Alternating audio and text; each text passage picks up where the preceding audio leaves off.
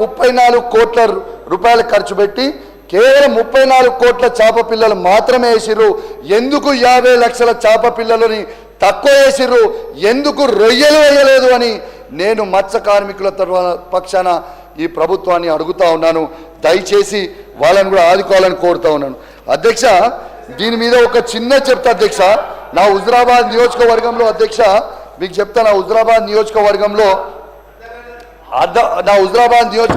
అధ్యక్ష ఇవాళ 304 వాటర్ ట్యాంకులు ఉంటాయి అధ్యక్ష. ట్యాంకులు ఆ ట్యాంకుల మా బీఆర్ఎస్ పార్టీ ప్రభుత్వం ఉన్న నాడు 60 లక్షల చేప పిల్లలు వేసినాం అధ్యక్ష. మొన్న వేసిన ట్యాంకులు కేవలం 200 ట్యాంకులలో వేసిండ్రు. ఆ 200 ట్యాంకులలో ఎంత వేసిండ్రు? కేవలం 26 లక్షలు మాత్రమే వేసిండ్రు. ఎందుకు తగ్గించురో నేను అడుగుతా ఉన్నాను. ఉదాహరణ అధ్యక్ష, మా కమలాపూర్లో పెద్ద చెరువు ఉంటుంది అధ్యక్ష. ఆడ ముదిరాజులు ఎక్కువ అధ్యక్ష. మేము 3,32,000 చేప పిల్లలు మేమేస్తే ఈ సంవత్సరంలో వీళ్ళు వేసింది కేవలం 1,66,000 చేప పిల్లలు మాత్రమే. సగానికి సగం తగ్గించరు అని చెప్పక తప్పదు అధ్యక్ష. మా వీణవంక పెద్ద చెరువుల అధ్యక్ష మేము ఉన్నప్పుడు 1,57,000 చేప పిల్లలు వేసినాం అధ్యక్ష. మొన్న వేసింది కేవలం 78,000 చేప పిల్లలు మాత్రమే వేసారు అధ్యక్ష. మా జమ్మికుంటలో నాయన్ చెరువులో 1,60,000 చేప పిల్లలు మేము వేసినాం అధ్యక్ష. కానీ మొన్న వీళ్ళు వేసారు కేవలం 76,000 చేప పిల్లలు మాత్రమే అధ్యక్ష. మరి ఇది మత్స్య కార్మికులు ఏ తప్పు చేసిర్రు, ఎందుకు తగ్గించిర్రు అనేది ఇవాళ తెలంగాణలో ఉన్న మత్స్య కార్మికులకి మీరు జవాబు చెప్పాల్సిన అవసరం ఉన్నది అధ్యక్ష. అధ్యక్ష, అదేవిధంగా అధ్యక్ష ఇంతకుముందు తను మాట్లాడుతూ అధ్యక్ష ఇవాళ షీప్ అనేది మనది, షీప్ అనేది సబ్జెక్ట్ మాట్లాడుతున్నాం. షీప్ అనేది మనము తగ్గించినామని చెప్పారు అధ్యక్ష. భారతదేశ చరిత్రలోనే యాదవ కురుమల సోదరుల కోసం కేసీఆర్ గారు ఎంత గొప్ప పథకం ఆలోచన చేసిరంటే ఇలా దాదాపు 82,64,592 గొర్రెలని 3,93,552 మంది లబ్ధిదారులకి మేము పంచినాం అధ్యక్ష.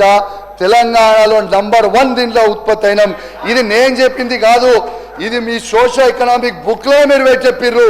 మీరు చదువుకోకుండా మీరు లొల్లి పెడితే నేనేం చేయలేను.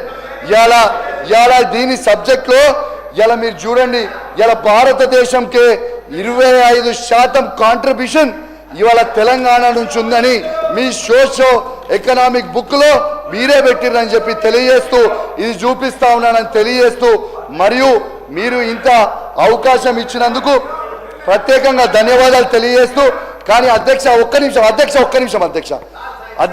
నిమిషం మా శ్రీధర్ అన్న గారు ఇప్పుడు వచ్చారు కాబట్టి శ్రీధర్ అన్న గారు కూడా అద్భుతంగా ఫస్ట్ నుంచి నాకు మంచిగా సహకరించింది కాబట్టి మా శ్రీధర్ అన్నకు కూడా నేను ప్రత్యేకంగా ధన్యవాదాలు తెలియజేస్తా ఉన్నాను ఇవాళ ఈ అవకాశం ఇచ్చినందుకు.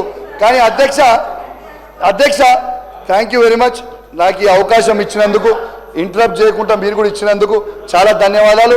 కానీ నేను మాట్లాడినప్పుడు అధ్యక్ష కౌశిక్ రెడ్డి ఒక్కరు మాట్లాడితేనే సీతక్క 2 సార్లు లేస్తుంది, ఆదిశీనన్ ఒకసారి లేస్తాడు, ఐలన్న ఒకసారి లేస్తాడు. ఎందుకు అధ్యక్ష అని చెప్పి తెలియజేస్తూ మరి అవకాశం ఇచ్చినందుకు నాకు ధన్యవాదాలు. అధ్యక్ష, ఆయన ఎట్లా పడితే అట్లా అంటే ఎవరు ఆయన ఇష్టం ఉన్నట్టు మాట్లాడుతుంటారు కాబట్టి మేము మంత్రులుగా కానీ ఇక్కడ నుంచి కానీ తప్పకుండా రెస్పాండ్ కావాల్సినటువంటి అవసరం ఉంది అధ్యక్ష. ఈరోజు లైఫ్ స్టైల్ గురించి మాట్లాడినప్పుడు వైఎస్ఆర్ గారి భవన్లో అన్నారు, అది గవర్నమెంట్ భవన్. నేను నా కోసం కట్టుకోలే, గవర్నమెంటు ఒక దళిత బిడ్డగా డిప్యూటీ సీఎం గారికి మరి కేసీఆర్ గారు కట్టినటువంటి ఆ భవనం ఇచ్చారు. వైఎస్ఆర్ గారు కట్టినటువంటి భవనం నాకు ఇవ్వడం జరిగింది. అది మినిస్టర్ క్వార్టర్స్ లాగా వచ్చింది అంతే తప్ప నా కోసం నేను ఆర్భాటం కోసం కట్టించుకున్నది కాదు. కాబట్టి అలాంటి మాటలు మాట్లాడేటప్పుడు అదే 5 ఎకరాలు ఉన్నది కూడా అని నేను అనుకోవడం లేదు. అది క్వార్టర్స్ ఇచ్చారు, అందులో మేము ఉన్నాం అధ్యక్ష, అంతే తప్ప అది నా సొంతం కాదు. నేను ఏదో దాన్ని ఇంకా ఒకసారి వచ్చి దయచేసి కౌశిక్ రెడ్డి గారు రావాలి ఆ క్వార్టర్స్కు. అలా సీతక్క ఏమన్నా వేరే డబ్బులు పెట్టించి ఏమన్నా చేసిందా అని ఒక్కసారి చూడాలి. అది మా స్థాయికి అధ్యక్ష, అది మా స్థాయికి చాలా చాలా పెద్దది అధ్యక్ష. అది మేము ఉండేది ఇవాళ నా కొడుకు కూడా హన్మకొండలే ఉంటాడు. మా స్థాయికి చాలా పెద్దది అది. కానీ నా లైఫ్ స్టైల్ అన్నప్పుడు నా బ్యాక్గ్రౌండ్, నా జీవన విధానం, నీ జీవన విధానం, నువ్వు వచ్చినటువంటి బ్యాక్గ్రౌండ్ నువ్వు ఉన్నదని నేను మాట్లాడినా. కానీ వాళ్ళు ఆయన సభను తప్పుదో పట్టించేలాగా మాట్లాడింది అధ్యక్ష. అదేవిధంగా ఆత్మహత్యలలో కూడా మీరు అధికారంలో ఉన్నప్పుడు ఈ దేశంలో నెంబర్ 2 నెంబర్ 3గా ఈ రైతాంగము పోయినటువంటి పరిస్థితి.